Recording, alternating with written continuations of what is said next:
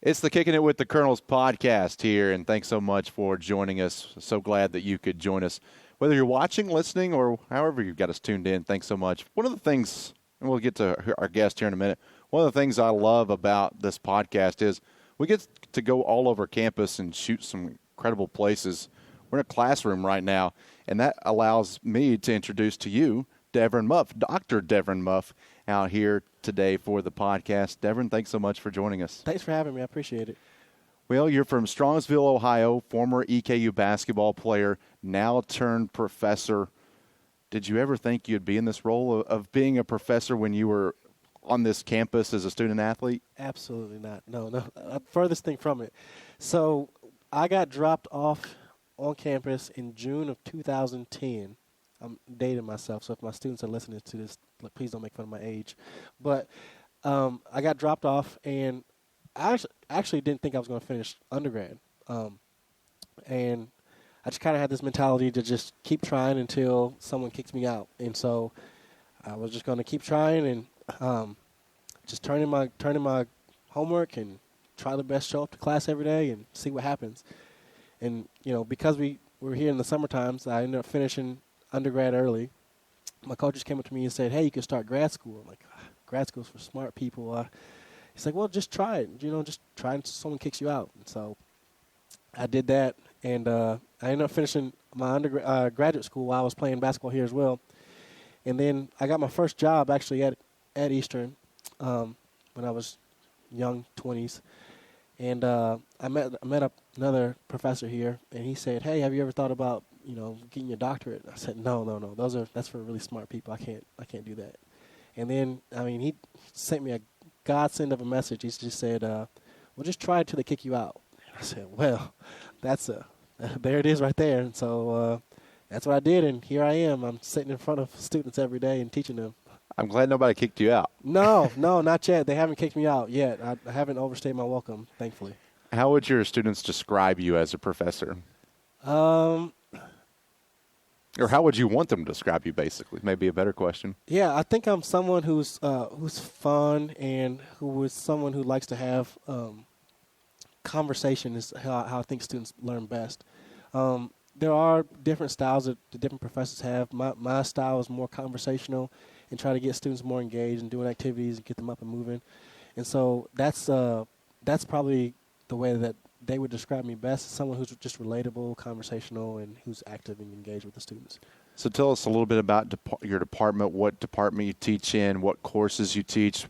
Tell us a little bit about kind of what your day-to-day is like. Yeah, so I am in the College of Health Sciences, and specifically in the Department of Parks, Recs, Exercise, and Sports Science, or PRESS for short. That's a long acronym there. And I teach the sports studies courses, or the sport management courses.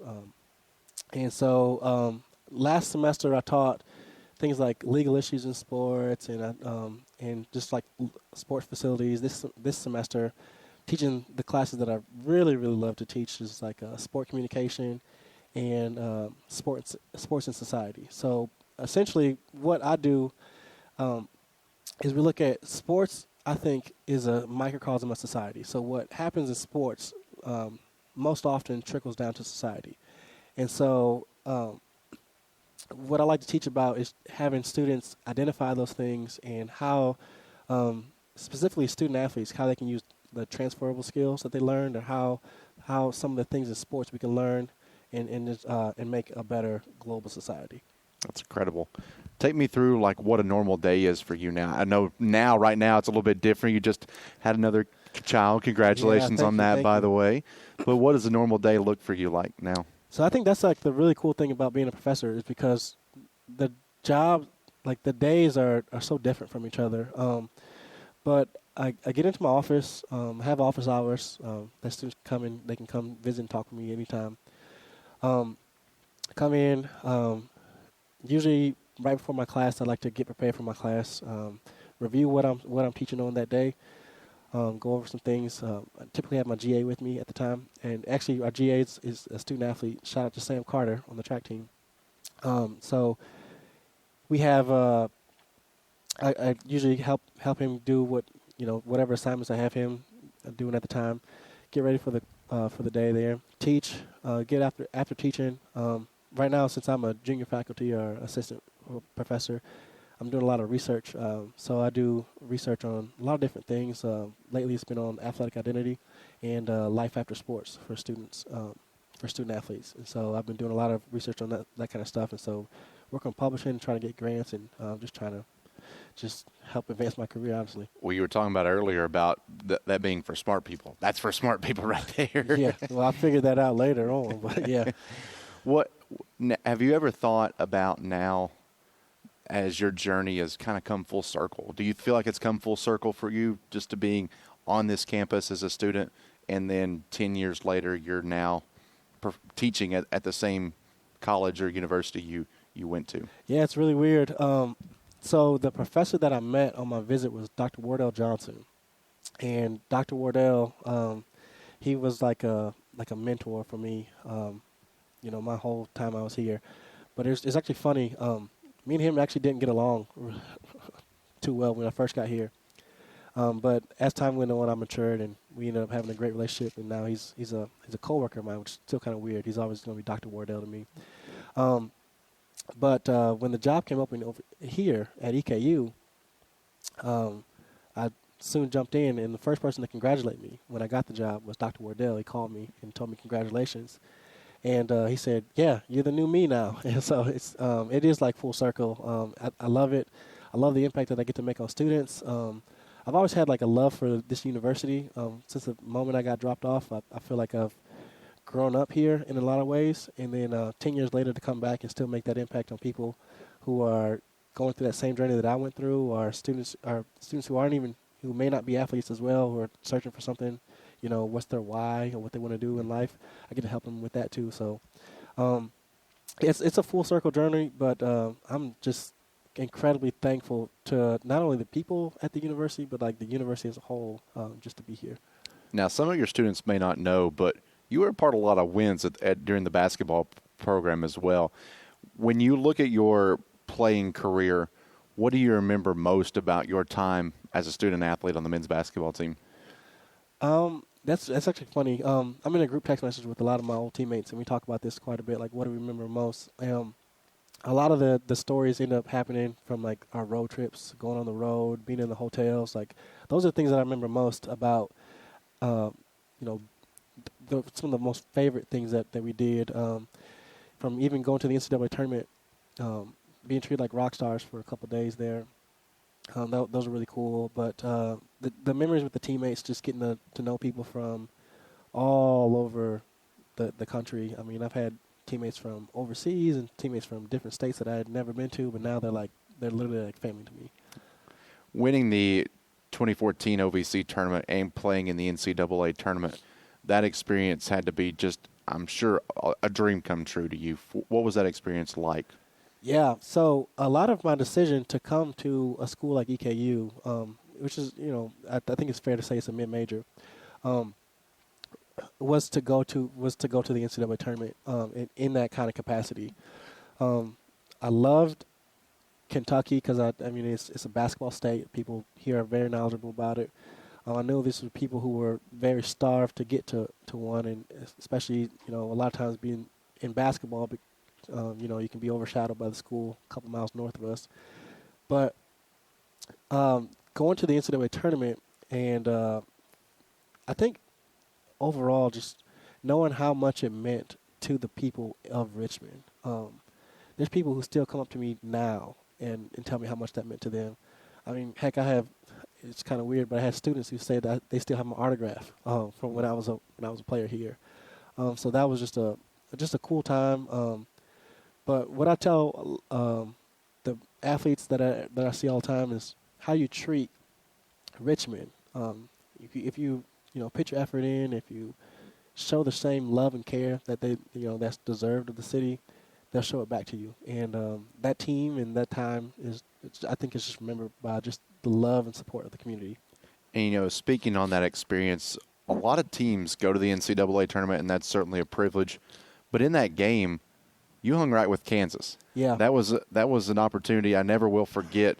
Terrius Johnson hitting that three right before the under-8 timeout, Bill Self calling a timeout, and everybody in St. Louis at that arena that was not wearing a Kansas uniform or a Kansas T-shirt, they were rooting for Eastern Kentucky, and that's just a memory I'll never forget. I can only imagine that was amplified as a player. Yeah. So how the NCAA tournament works is, they have the Friday and Saturday games, or the Thursday and Friday games to start, and if they have 2 games to start in one session, and then the next session in the evening they have 2 more games.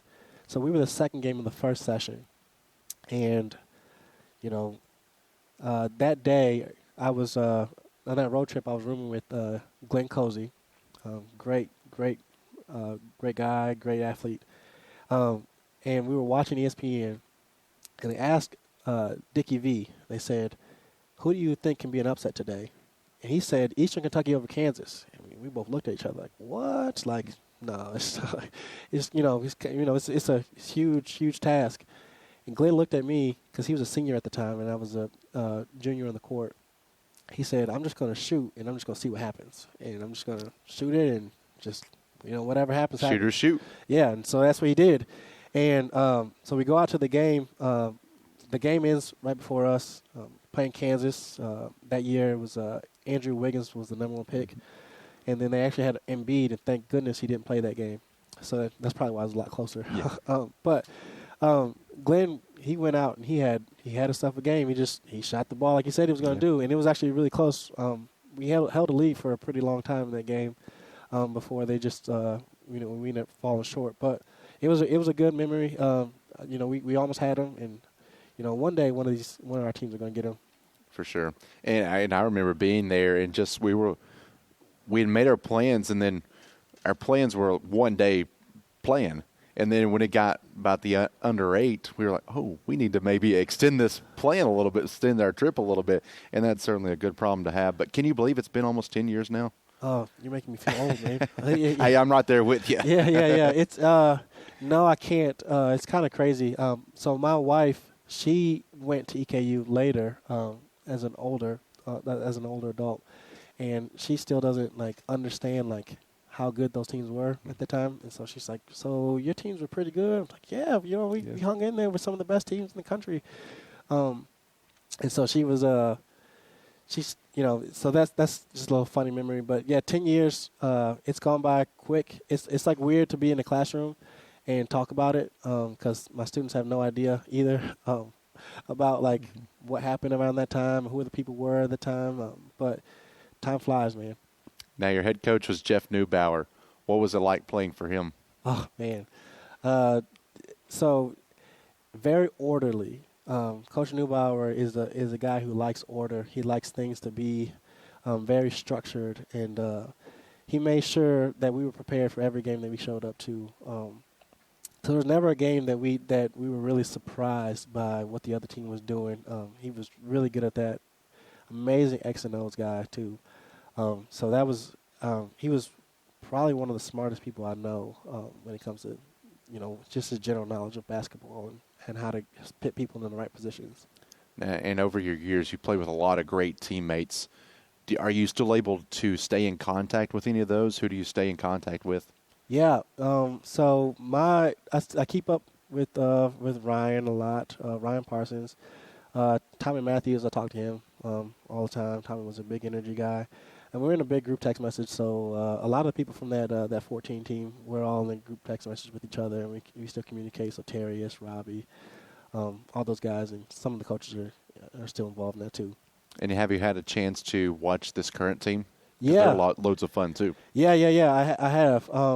So it's like a weird part about being an alum. You don't want to be that guy who's always involved and over imposing your presence there. But I still like to show up. I still like to support. It's kind of weird because I tell people all the time my favorite college basketball team is the team I play for is EKU. Right. So this is the team when they're playing. I'm always watching. And I'm have good relationship with AW and the staff there. He's been great for the school and for the university, and so I just sent him a text message earlier today to congratulate him on the championship for the regular season, and hoping that we can finish off the job in the tournament. Yeah, you were talking about being a mid-major and getting to the tournament and maybe even a winning one. This certainly could, don't want to put the cart before the horse there, but it could be a team that could have that potential. Yeah, definitely. They're playing well.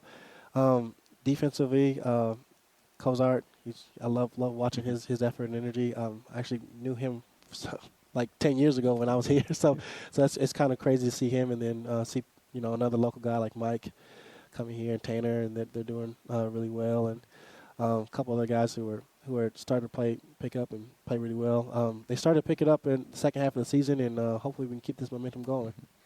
Now you're from Strongsville, Ohio. Yeah. As a high schooler, what led you to Eastern Kentucky? Yeah. So Strongsville is right outside of Cleveland. It's way different than Richmond, but what my thought process was when coming to school was, if I got 4 years to do something, I want to do something that's different. I don't want to go to like something similar. So I had, other schools that were interested in me around the area, like Cleveland State and Kent State and whatnot. But I grew up my whole life there, so I wanted to experience something different. EKU just happened to call, and I happened to go on a visit when I was coming back from my grandma's house, actually. She lives in Georgia, so we had drove down there and were coming back, and I stopped on campus. We knew they were interested. They had called a couple times, and I just called the coach and just asked him, like, hey, are you guys in your office right now? I said, yeah. So I stopped in and had a visit and talked with them for a long time. I told my dad, I was like, I really have a good feeling about them. Explored it a little bit more, and then, here I am. Now, recently you were just inducted into your high school's Athletic Hall of Fame. That had to be a pretty big deal, didn't it? Wes, you do your research, man. I do, man. Yeah, that's it's all on the prep work, baby. That's good, man. I was inducted to my Hall of Fame as a two-sport athlete, actually, in track and in basketball. That was really cool, too, just to be recognized. And I think sports is one of those things where you just don't know what the impact you have on people until it's, like, all said and done. And I didn't realize the impact that I had on a lot of the people that were around there. I actually won a state championship in track. I won it in high jump. And, to me, it was just like another event. Like, I know it's a big deal, and maybe I have to do a better job at, like, reflecting. But just going back and seeing all the people whose lives, like, that's like a core memory, is celebrating a championship that I had a part of. And so that induction speech and the whole ceremony, I tried to make it more about, not about myself, but of other things that were more important. How long did you prep for the speech? So, no, you're not going to like that. Well, Mom, don't judge me if you're watching this. But I actually got in a car crash like the day before, and my mom was just like rattled. And so I didn't prep at all, like, going up there, but I was staying with my brother, so I was like, I'll have time eventually. But, like, the car crash kind of threw, like, everything, in the loop. And then ended up, like, I couldn't sleep that night because I was just shook up. And so I ended up writing that speech, like, at 4 o'clock in the morning. Oh, my goodness. Yeah, that day. And ended up giving the speech, and I guess it went well. You had more important things to take care of. Yeah. I mean, former President Benson kind of told me, he kind of gave me a lot of tips on how to be a good public speaker. And I don't consider myself like a great public speaker, but he would always, one of my first jobs here was in donor engagement, so I spent a lot of time around him and just asked him, like, how do you speak so well in front of people? And he just told me, like, he just has, like, key points, and just, some people write every word out, and so he had key points, and so I just took the key points that I wanted to hit and just did it. I don't think about it much and just go ahead and do it. Sometimes that's when it works out the best, is not to overthink it and just go with it. Yeah, definitely not the Coach Newbauer plan of over preparing. just get my little bullets and I'm good. Yeah. Now, you were talking about high jump. Was high jump at Eastern ever a thought? Oh, yeah. So another story time with this one. That was so it was until it wasn't. Coach Newbauer was all for the idea, and I mean, we'll go back in the record books, and I'll put this on record and say, like, it was he just told me, he's like, hey, can you get hurt doing this? I said, Coach, you're essentially jumping on a mattress, and he said, I don't like it. It's too risky. You're too important for this team. And so he shut it down. I said, Coach, I'm not going to get hurt. I'm pretty good at this too. He's like, no. He's like, you're too important. And he was right. I mean, not that I was too important. I'm not trying to be arrogant or anything, but we ended up going to a tournament that year. So he ended up being right. But I did miss going jumping high jump. What was your record? My record. Your PR. Officially in the meet, I think it was like 6'10" or something like that. Yeah, I don't know. And you're 6'9", 6'10"? So I'm 6'8". 6'8". Coach Neubauer on the official website of EKU, I was 6'7" and 3/4. But well, usually it works the other way around. If you're truly 6'8", you put like 6'11" on the roster. He's a true to the book guy. True to the book. Yeah, so that goes into that organization and prep work. Yeah. Now, when you were playing too, another key part of your student athlete experience was you did a lot of work outside in the community. You're nominated to the All-State Good Hands team. Any of those off-the-court community service experiences kind of resonate with you a little bit? Wes, I'm like mind blown that you like know this stuff about me already. But thank you for doing the research. Of course. So there was a couple that stuck out to me. Every year I would do the Shriners Hospital field day, and some of those kids that were there, they had kind of like debilitating things that wouldn't allow them to go outside very many times in a year, and so this was like the one day of year that they got to go out and play, and it was really cool because I got to work with a lot of people with cerebral palsy, and sports that like you wouldn't expect them to play, like soccer and basketball. Like those would be the sports that like they're most wanted to go out and play. So we would have to figure out a way how to accommodate and get them involved. And so that was really cool. It was always just a good lesson for me to not take these blessings for granted. So those were some of my best memories there. But I also did a lot of reading programs, and that happened from my freshman year. Our coach just told us that we have a reading program. We go out to local elementary schools and we just read books. And I did it one time, and I said, "Hey, can I do this again?" He's like, "You really want to do this?" I said, "Oh yeah, of course." And I actually got to meet a lot of people, and it's funny because a student, I'm aging myself again, but a student on campus is like, "Hey, I remember you read to my classroom." No way. Like, oh my gosh, I'm so old now. But I love doing that because it was a chance for me. Like I don't have any family in Kentucky, so. Coming down from Cleveland, I got to just meet other people and kind of just make Richmond my family and just read to these kids and meet the teachers there. And eventually they invited me back for like pep rallies and stuff like that. So it was really cool. And unfortunately, one of your former teammates, Jeff Johnson, just before Christmas passed away. And I know you probably had some fond memories of Jeff. Yeah. Jeff was actually, he came in the same class as me. We have all my memories in college that we spoke about in this interview. I wouldn't have them without Jeff. He's in every single one of them. We actually came in the same position at first, and he was a bigger guy than me, but I saw him as like a competition, like he was like a rival the whole time. And then later on, like I just started to understand like this dude's like one of my best friends, and so. He's just an awesome teammate, awesome guy. Like he was just always supportive. Just a really good dude. So it's a huge loss for us, for the current community. I'm sure a lot of people in the community have a lot of memories of him, but especially his teammates who were around him every day. He was roommates with Ryan and I later on in college, and so we have a ton of memories with him. But yeah, Jeff was honestly one of the greatest teammates I've ever had, so he's going to be missed. This is either going to be the hardest question of the whole interview or the easiest. I'm nervous. What does EKU mean to you? Ooh, yeah, that's a tough one because it's so hard to put into words. I can easily get like emotional talking about how much Eastern's done for me, because coming from like where I came from. I really consider myself not yet like an adult or a man when I first came down here. And so Eastern has been like, in like the philosophical sense, has been like one of the greatest teachers I've had. I've learned things about, who I am. I've learned things about my faith. I've learned things about what I believe. How to, I've learned things about accountability.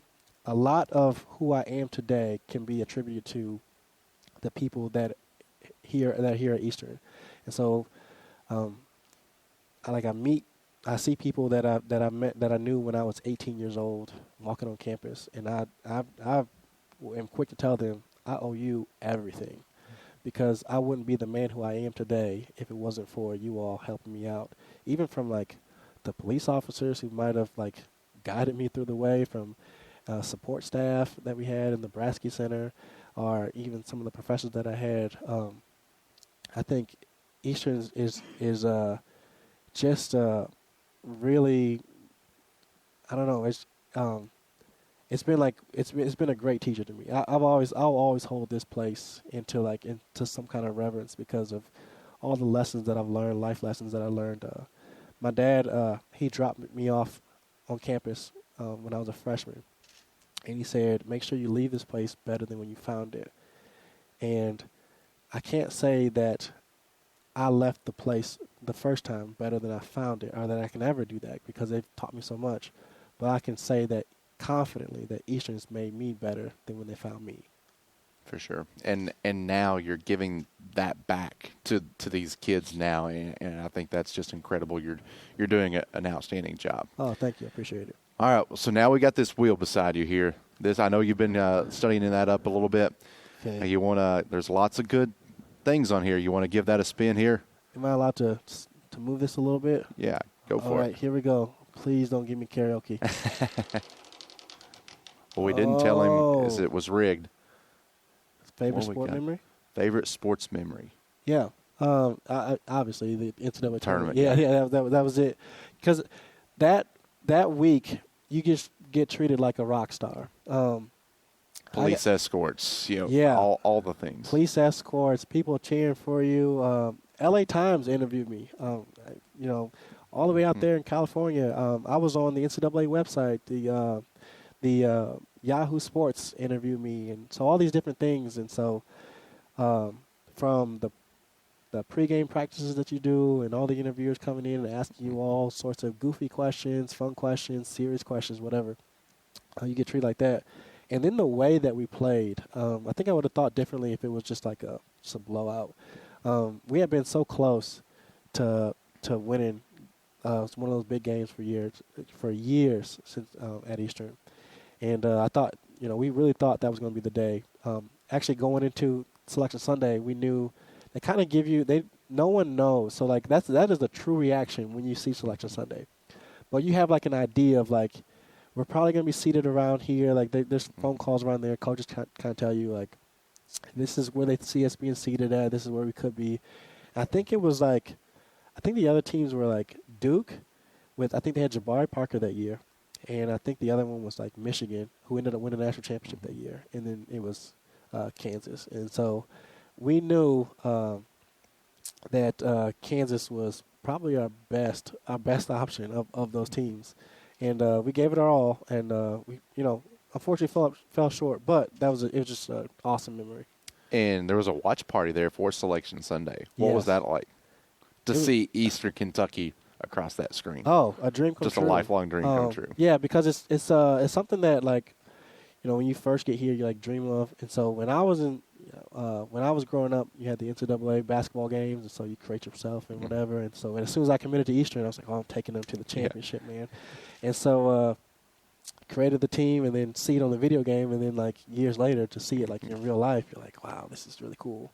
And so that was a fun time, man. Really, really, really cool time. It's when you rate yourself a 99 and everything. Oh yeah. You're just the All-American. Yeah.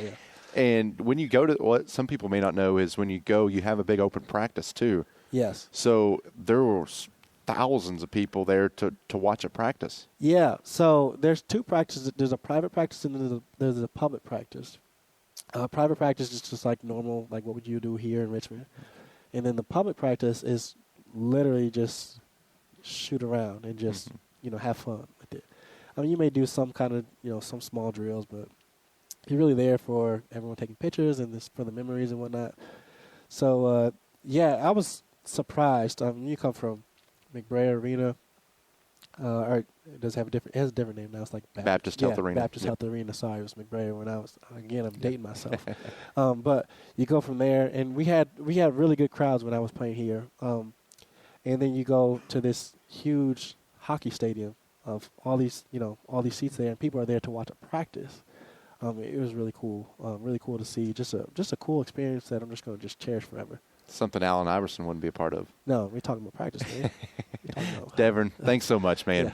Appreciate your time. Thanks so much. I appreciate it. That's Deverin Muff, Dr. Deverin Muff, former Colonel basketball player in his own right, OVC champion, a little bit of everything. I'm just merely Wes Chandler. And thanks so much for watching the podcast here today. You've been kicking it with the Colonels.